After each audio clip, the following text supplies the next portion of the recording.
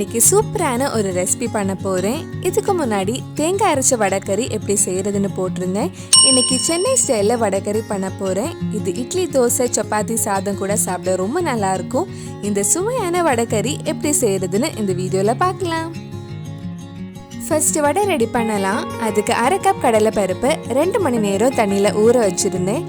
ஊறினதுக்கப்புறம் தண்ணியெல்லாம் வடிகட்டி ஒரு மிக்ஸி ஜாருக்கு மாற்றலாம். இது கூட 1 டீஸ்பூன் சோம்பு, 5 காஞ்ச மிளகாய் சேர்த்து அரைக்கலாம். ரொம்ப நைஸாக அரைக்கக்கூடாது, கொஞ்சம் நரன்னு இருக்கட்டும். இந்த மாதிரி அரைச்சிக்கோங்க. அரைக்கும் போது கொஞ்சம் உப்பு போட்டிருந்தேன்.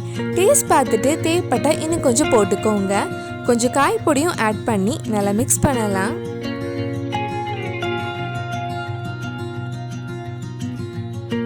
இப்போ வடை ஃப்ரை பண்ணுறதுக்கு ஒரு கடாயில் எண்ணெய் சூடு பண்ண வச்சுருக்கேன்.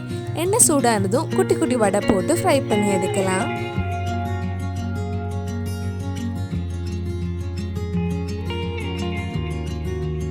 இதுக்கு முன்னாடி நம்ம சேனலில் தேங்காய் அரைச்ச வடகறி எப்படி செய்கிறதுன்னு வீடியோ போட்டிருந்தேன். நீங்கள் இன்னும் அந்த வீடியோ பார்க்கலைன்னா அதோட லிங்க் கீழே டிஸ்கிரிப்ஷனில் இருக்குது. மறக்காமல் அந்த வீடியோவும் போய் பாருங்கள்.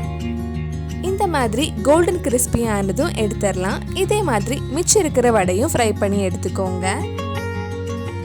அதுவும் இல்லாமல் பருப்பு வடை எப்படி செய்கிறதுன்னு தனியாக வீடியோ போட்டிருந்தேன். அதோட லிங்கும் கீழே டிஸ்கிரிப்ஷனில் கொடுக்குறேன். வீட்டில் குட்டி பசங்க இருந்தாங்கன்னா கண்டிப்பாக கடலை பருப்பு கொஞ்சம் ஜாஸ்தியாகவே ஊற வச்சுக்கோங்க. நம்ம வடை சுட சுட அது எங்கே போகிறதுனே தெரியாது.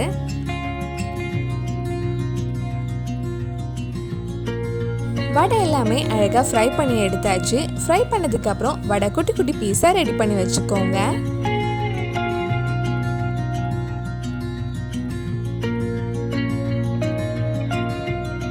வடை ரெடி பண்ணியாச்சு. அடுத்தது குழம்பு ரெடி பண்ணலாம்.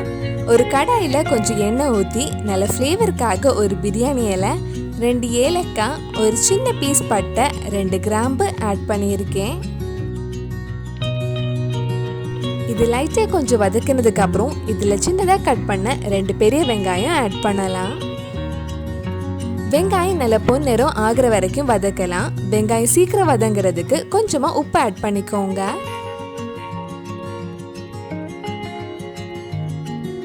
வெங்காயம் கொஞ்சம் வதங்கினதும் இதில் 1 டீஸ்பூன் இஞ்சி பூண்டு பேஸ்ட், 2 பச்சை மிளகாயும் சேர்த்து வதக்கலாம்.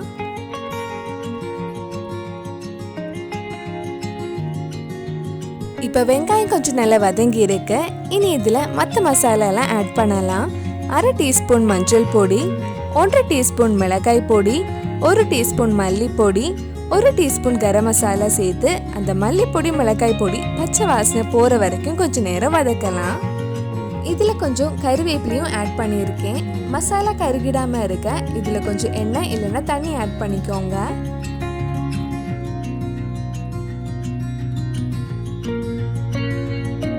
மசாலா பச்சை வாசனை போனதுக்கு அப்புறம் இதுல 2 தக்காளி ஆட் பண்ணலாம். மறுபடியும் இந்த தக்காளி நல்லா வேகிற வரைக்கும் நல்லா வதக்கலாம். தக்காளி நல்லா வெந்து நல்லா வதங்கினதுக்கு அப்புறம் இதுல குழம்புக்கு தேவையான தண்ணி ஊற்றலாம். நான் கிட்டத்தட்ட 2 கப் தண்ணி ஊற்றி இருக்கேன். கடைசியாக வடை போட்டதுக்கு அப்புறம் குழம்பு இன்னும் கொஞ்சம் கெட்டியாயிரும். அதனால அதுக்கேற்ற மாதிரி தண்ணி ஊற்றிக்கோங்க.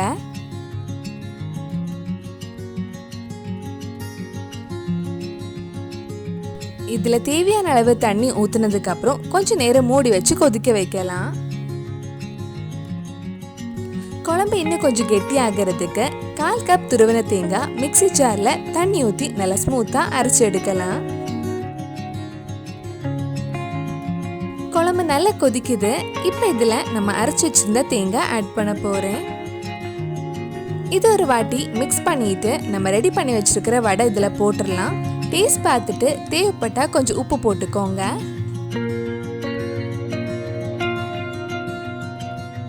இப்போ இந்த குழம்புல நம்ம ரெடி பண்ணி வச்சிருக்கிற வடை போட்டு மறுபடியும் ஒரு 3 நிமிஷம் லோ ஃப்ளேமில் மூடி வச்சு வேக வைக்கலாம்.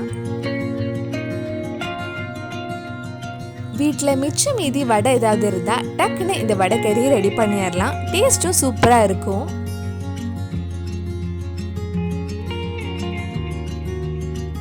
சூப்பரா நம்ம வடைக்கறி ரெடி ஆயிடுச்சு. கடைசியா கொஞ்சம் மல்லி இலையும் போட்டு மிக்ஸ் பண்ணதுக்கு அப்புறம் ஆஃப் பண்ணிடலாம்.